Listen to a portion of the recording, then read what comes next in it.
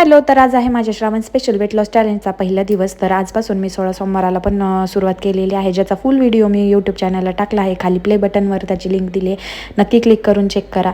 तर आज माझं सकाळी सकाळी वेट चेक केलं तेव्हा 83.70 भरलं, जे की लास्ट चॅलेंज संपताना 82.70 होतं. 1 किलो वेट वाढलेलं आहे, कारण डाएट व्यवस्थित फॉलो झालं नाही. त्यानंतर सकाळी सकाळी चालत महादेवाला गेले, जेणेकरून स्टेप्स कंप्लीट व्हाव्यात. घरी आल्यानंतर गरम पाणी आणि लिंबू घेतलं. आज दही घेतलं होतं, कारण मला फक्त लिक्विड वस्तूंवरती राहायचं होतं. दह्यामध्ये थोडीशी साखर घेतली, कारण दही खूप आंबट होतं.